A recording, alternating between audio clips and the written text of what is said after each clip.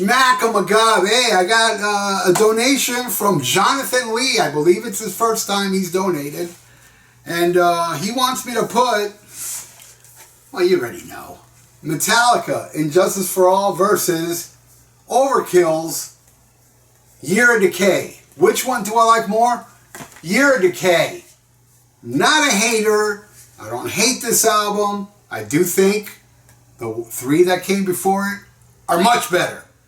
There are some songs on here I just don't dig, and there's songs on here I absolutely love. Basically every song on here I love. There's one I'm kind of iffy about, and I'll talk about it when I get here. And I understand a lot of you love that song. So, let's get this started, okay? We got Blackened versus Time to Kill. Now, here's my problem with both these songs. And I know I'm alone on this. Or if I'm not, let me know. I don't like albums that start like with a build-up, like, you know, or even songs like that. I like the song that says, come in, pummel me, at least talk, say something, you know. But I do prefer the Blackened one because at least it's a little musical, where Time to Kill is just a rumbling, like, but it's a badass song. But I gotta give this one to Metallica. And I don't think Metallica's gonna win this. I really don't, because this album is too badass. But Blackened is like, I don't think Metallica has done a song as badass as Blackened since Blackened. Alright, next. Injustice for All versus Elimination. Easy. Easy. Elimination gets it, man. Love that song, man. Total Overkill classic. Alright, then Eye of the Beholder versus, are these, you know, this is the vinyl version. I wonder if they are in order. I'm pretty sure, yeah, Eye of the Beholder is the third song. Versus I Hate. I Hate is kind of cheesy, I'll be honest with you, but do you see what I say? I never liked this song, and it was a song they played when I saw that tour. I don't think they've played it ever since. I know they played it in the medley, I believe, during the Black, but they never played it ever since. Well, they might have. Metallica always switches it up. I'm giving it to I Hate. Even though it's kind of goofy, I still like it more than Beholder. One, I love that song. I know it's the popular one. I'm not supposed to like it. It's like my second favorite song on here. Going against Nothing to Die For. Awesome. I love the riffage on that, but I'm giving that to Metallica. And that is the end of side 1, at least for the Metallica. So I'm going to pick a random album before we go into side 2 of Metallica, because I think there may be, I don't own Year of Decay on vinyl, and I know that's blasphemous. I need to change that, since it is my favorite Overkill album. But I'm going to pick an album now, and then we'll go into side 2 and talk about this for a second. Oh, yes. King Diamond with the iPhone. I mean the I. Man, the song on here, you should check out if you don't know this album. Check out the song Burn. Oh, that song. I Had the Witch, The Trial. Dun, dun, dun. I never did nothing to anyone. Confess, Witch. This album rules.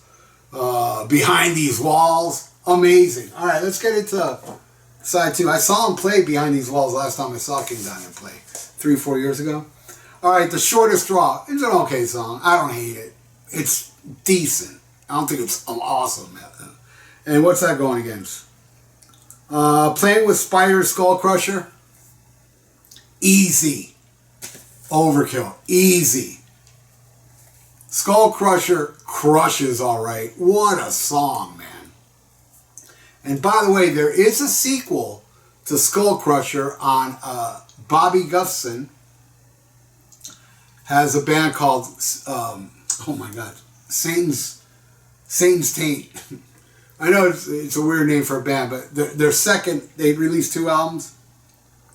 The second one has the sequel to Skull Crusher, and it's pretty badass. Alright, next. Harvester of Sorrow. I dig it. That's the first song I heard off this album because they played it at the Monsters of Rock in the Orange Bowl, which was a good few months before this album was released. And I dig it. You know, it's kind of, it reminds me of, what's the song on Garage Days? Is it The Small Hours? I think it's that one. And also Sad But True reminds me a lot of Harvester of Sorrow.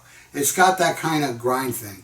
But a lot of people like Harvester of Sorrow more because Sad But True was too famous, too popular. Though I will say, yeah, I like Harvester of Sorrow more than Sad But True, so that makes me trendy too. But Harvester of Sorrow, what's that going against? Living with the tension. Overkill. Giving that to Overkill. Love that song. Birth of Tension. Alright, then we got the Frayed and Insanities. No. What's that going against? Who tends the fire? Overkill. Easy. Alright, then we got To Live Is To Die, which I don't care for it, versus The Year of Decay. That's the song I don't care for on here. And I know a lot of people like that song. I don't get it myself. I mean, yeah. And it's not because it's mellow. It just does nothing for me. So that's a tough one between these two. I'm going to go with Metallica.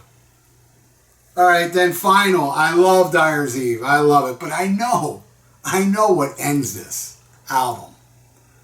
And that wins. Evil Never Dies. Which here it's E.Vil, N.Ever, D.Dies. Now, you know, if you, the acronym would be END.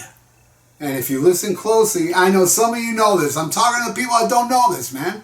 All you Overkill fans, you know the deal. I'm talking to people that don't know this. The first 4 Overkill albums end with Overkill. Overkill on the first album, Overkill 2 on Under the Influences, they're taking over. Then Under the Influence has Overkill 3. Now this one, it's Evil Never Dies, but if you listen to the beginning, you know, that little build-up thing, again, it's kind of like what Metallica did on Damage Inc. But you hear that little tiny Overkill riff going on from the past songs. So this is really part 4. And this, yes, ladies and gentlemen of the jury, I say this is better than Dyer's Eve. And I love Dyer's Eve, but Evil Never Dies, it's better, man, to these ears. And these ears are clean. So in the end, Justice got 3, and Year of Decay got 1, 2, 3, 4, 5, 6. So, Jonathan Lee, thank you so much, my friend, for your donation. And yeah, I actually popped in Justice for All today. This one I didn't listen to because it's floating in my DNA. I listen to this at least 3-4 times a year. That's how much I love Year of Decay. And honestly, I'm not the biggest Overkill fan. I love, my favorite Overkill is with Bobby Gustafson. I mean, that guy's so badass that when he was out of the band, they had to get 2 guitar players to replace him. That's how awesome Bobby is.